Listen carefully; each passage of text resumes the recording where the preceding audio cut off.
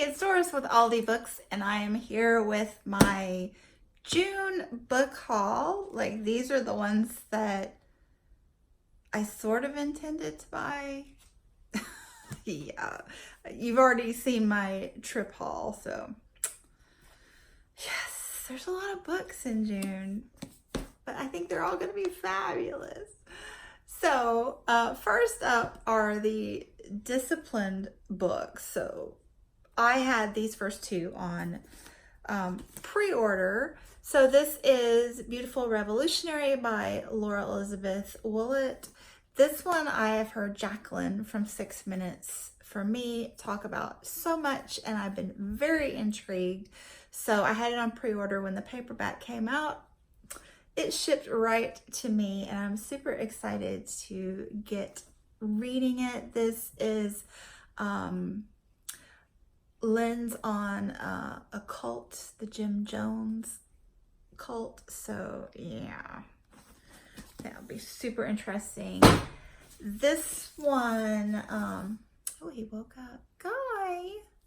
This one, I don't know. I just felt compelled to get it the first time I saw it. The 10th Muse by Catherine Chung. The cover is gorgeous. For some reason, when a photo is inverted like that, it really catches my eye. I think this plays into the narrative significantly, this one. So yeah, actually both of these location shots as well. This is a woman, a brilliant mathematician, and kind of researching the mystery of where she came from, I guess. I don't know. I just was like, I gotta have it. I would highly recommend reading the blurb. It was very intriguing, very intriguing. Those two just came out recently here in the States. And then also, my son and I have been reading Showa, A History of Japan by Shigeru Mizuki. And this is the last installment that we need to read, 1953 to 1989. I highly recommend these if you are interested in learning more about Japan. They're written as historical and memoir, historical narrative and memoir. And I just feel like the author is very even-handed in his dealings with the history here, and I just have really enjoyed them and gotten so much out of them. Okay, then we get into the how did this happen zone. I was trying to be so good. But I had this in my cart forever, and I was talking with Alba from Suriela, and she is going to be reading it soon. So we decided to buddy read it in July. So I went ahead and got it. This is When I Was Puerto Rican by Esmeralda Santiago. And yeah, Stephanie from Time to Read read this last year, which was how I got hooked up on it. And yeah, I think it's going to be a good one. Then this one, Bequest by Dave Goulson. I don't even know how I found this, but I love his work. He wrote A Sting in the Tail and A Buzz in the Meadow. Both I enjoyed tremendously. It's nonfiction about insects as well. Yeah, obviously, he's an entomologist in the UK and has an insect sanctuary in France. So yeah. Then this one, I just saw this on Instagram and I was like, yeah, buddy. Furious Hours, Murder, Fraud, and the Last Trial of Harper Lee by Casey Koepp. Or Sep. Anyway, this is Southern Lit. It is, I think Harper Lee is watching a trial and thinking about writing a novel. I've heard rumors that there's some Truman Capote action as well. Maybe the conspiracy theory that Harper Lee actually wrote In Cold Blood. I don't know, but here it is, and I'm gonna read it, and I'm looking forward to it. Then I wrote some little blurbs about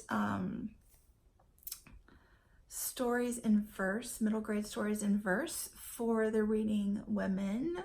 That is available online now. If you look for Reading Women on Instagram or Twitter, you will find them and get some. They have so much information out there, so interesting. They have a podcast, they have newsletters, and obviously are active on social media, Twitter and Instagram. And Kendra Winchester, who is one of the founders, along with Autumn Privet, but Kendra Winchester has a YouTube channel as well. I'm sure you all know that. But she sent me some books, and I'm very excited about them. And also some merch. This is also available. This is a sticker that you know where that's going, straight into my bullet journal, and a bookmark that I think I'm gonna have to get laminated when I go back to work.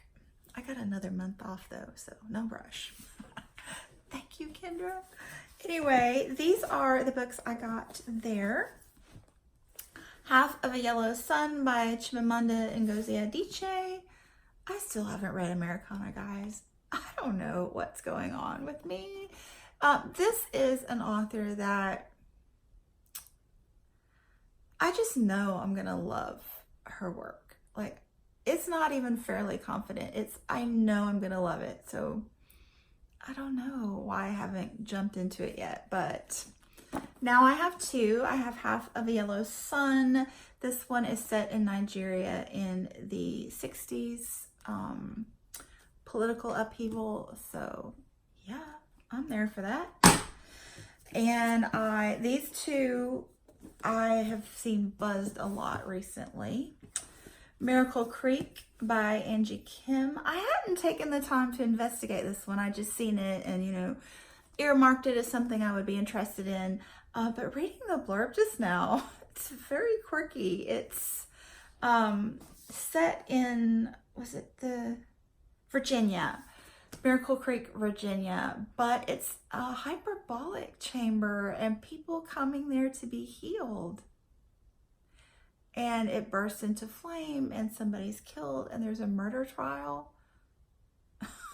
Quirky. Looking forward to that, just to know like what in the world, And then I got Lost Children Archive by Valeria Luiselli. This was longlisted for the Women's Prize this year. I've been very intrigued because this one seems to be a Marmite book. Some people love it, some people hate it, or just really don't like it. It's a lot of things. It's a road trip, a family that's maybe falling apart at the seams, the immigration trauma playing over the radio. They're going out west in search of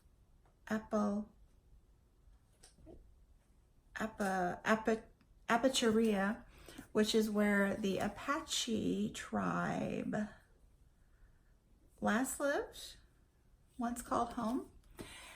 So yeah, all those themes swirling around in this novel. And I think one thing that people have said they don't like about it is the story narrative kind of turns into very much like almost nonfiction essay-esque, and I think I will probably like it because I like thematic fiction. I like essays. I like didactic literature. So yeah, I'm intrigued. I'm curious, super curious to get to that one and see what I think. And then this is just a complete surprise treat. Kendra had sent me a picture of a few books to choose from, and this one jumped out at me immediately. I mean, yeah. In the Country of Women, And it's a memoir, guys. I'm so excited. This is a memoir. And so, again, I'm just going to read the blurb on this one because I think she does a great job, or whoever wrote it does a great job of reeling me right on in. In inland Southern California, near the desert and the Mexican border, Susan Straight, a self-proclaimed book nerd, and Dwayne Sims, an African-American basketball player, started dating in high school.